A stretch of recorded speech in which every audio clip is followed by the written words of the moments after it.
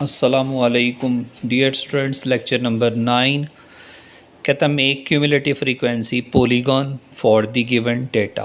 बेटा ये याद रखिएगा, ये फ्रीक्वेंसी पॉलीगॉन नहीं है, क्यूमुलेटिव फ्रीक्वेंसी पॉलीगॉन है जो कि क्यूमुलेटिव फ्रीक्वेंसी से बनेगी।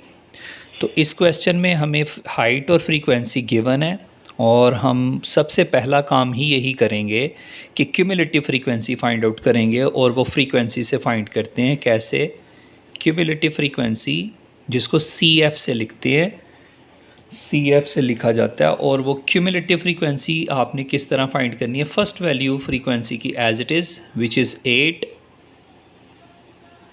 इसमें 15 ऐड कर दे, 8 + 15 23, 23 + 27 50, 50 + 18 68, 68 + 9 77, 77 + 3 80। ये हमारी क्यूमुलेटिव फ्रीक्वेंसी है। और ये याद रखिएगा, क्यूमुलेटिव फ्रीक्वेंसी पॉलीगॉन भी फ्रीक्वेंसी डिस्ट्रीब्यूशन का ग्राफ है और फ्रीक्वेंसी डिस्ट्रीब्यूशन से जितने भी ग्राफ बनेंगे उसके लिए क्लास बाउंड्री मस्ट है। और क्लास बाउंड्री आपने पहला जो कॉलम है आपने देखना होता है डायगोनल सेम है या कि नहीं। चूँकि ये सेम नहीं है तो ये क्लास बाउंड्री भी नहीं है, तो इसका मतलब है हमें क्लास बाउंड्री का भी एक कॉलम बनाना पड़ेगा, C-B class boundary. Class boundary बनाने का मेथड ये होता है कि ये जो एक जैसे नहीं है ना, इनमें डिफरेंस देख लेते हैं। वो 1 का है, उसको 2 पे डिवाइड करेंगे, 0.5 इधर माइनस और इधर प्लस, इधर माइनस इधर प्लस। तो माइनस करने से आएगा 56.5, प्लस करने से आएगा 59.5, फिर माइनस करने से 59.5 आएगा, प्लस करने से 62। इस तरह बेटा ये आपने अप टू सोन करते जाना है। ये आएगा 62.5 और ये आएगा 60.5, ये आएगा 65.5 और ये आएगा 68.5। ठीक है, ये आ जाएगा 68.5 और ये आ जाएगा 71.5, ये आ जाएगा 71.5 और ये आ जाएगा 74.5। अब ये बनाने के बाद हमने एक दो चीज़ें ग्राफ पे ड्रॉ करनी है। वाई एक्सिस पे बेटा गौर कर लें, मैंने क्या लिखा हुआ है, क्यूमुलेटिव फ्रीक्वेंसी, क्योंकि ये क्यूमुलेटिव फ्रीक्वेंसी पॉलीगॉन से पॉलीगॉन इसका नाम है, तो ये क्यूमुलेटिव फ्रीक्वेंसी यहाँ पे रखना, ना कि frequency. CF for cumulative frequency.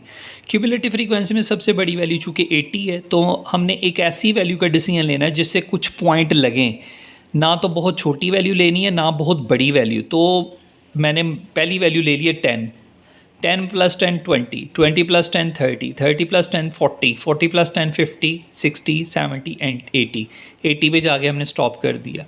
अब ये काम आप 9 से भी कर सकते हो, 8 से भी कर सकते हो, लेकिन मुनासिब वैल्यू यहाँ पे रखनी है ताकि हम क्लास क्यूमुलेटिव फ्रीक्वेंसी की आखिरी वैल्यू तक पहुँच जाए।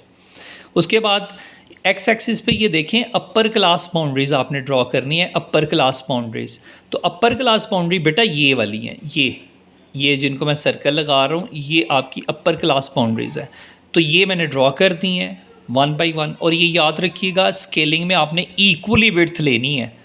ठीक है, ये मैंने ½ इंच विड्थ ली है, आप 1 इंच से भी कर सकते हो। ठीक है, ये 1 इंच से भी हो सकता है, वो ग्राफ ज़्यादा थोड़ा बड़ा हो जाएगा, लेकिन ये ½ इंच स्केलिंग मैंने इक्वली विड्थ रखनी है यहाँ पे। इसके बाद हमने क्या करना है, हमने हर अपर क्लास बाउंड्री के कोरेस्पॉन्डिंग फ्रीक्वेंसी पे डॉट लगाना है, क्यूमुलेटिव फ्रीक्वेंसी पे डॉट लगाना है। 59.5 पे 8 है, तो 59.5 से ऊपर की तरफ चलना शुरू करें और 8 10 से थोड़ा सा नीचे होगा, आप एक डॉट लगा लें। उसके बाद बेटा जी next upper class boundary value लें, वो 23 है, उसके सामने CF में 23 है, तो 62.5 पे 23 ऊपर की तरफ चलना शुरू करें और आपका 23 कहीं यहाँ पे होगा, एक सर्कल लगा दें यानी डॉट लगा दें। 65 पे 50 है, 65.5 आपकी अपर क्लास बाउंड्री और 50 आपकी वाई एक्सिस पे वैल्यू होनी चाहिए। ये ऊपर की तरफ मूव करें, ठीक है, और 50 पे जाके एक पॉइंट ड्रॉ कर दे इस तरह। उसके बाद 68.5 पे 68 है, 68.5 की से ऊपर मूव करना शुरू कर दें और आपने 68 की तरफ पास जाना है। 68 70 से 2 पॉइंट नीचे होगा, ये अप्रॉक्सीमेटली यहाँ पे 71.5 पे 77 है, 71.5 पे 77, ज़ाहिरी बात है 80 से 3 पॉइंट नीचे होगा, ये यहाँ पे होगा। और लास्ट पॉइंट 74.5 पे 80 है, तो 74.5 से ऊपर की तरफ चलने, 80 को जाके आपने टच करना है, जो कि ये है। अब इन पॉइंट्स को आपस में ज्वाइंट कर दें, इसको इसके साथ, इसको इसके साथ मिला दें, इसको इसके साथ मिला दें, इसको इसके साथ मिला दें, इसको इसके साथ मिला दें। ये जो आपकी कर्व बनी है जो इंक्रीज़ हो रही है, इसको क्यूमुलेटिव फ्रीक्वेंसी पॉलीगॉन कहते हैं।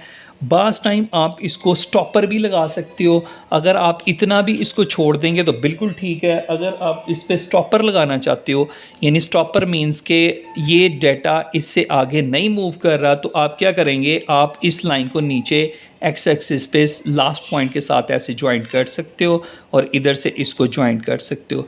बेसिकली ये जो कर्व बनी है ना, ये वाली, ये ओगिव है। मुझे उम्मीद है कि आपको मेरा लेक्चर पसंद आया होगा, समझ आई होगी। इसको शेयर करें, सब्सक्राइब करें। अस्सलामु अलैकुम।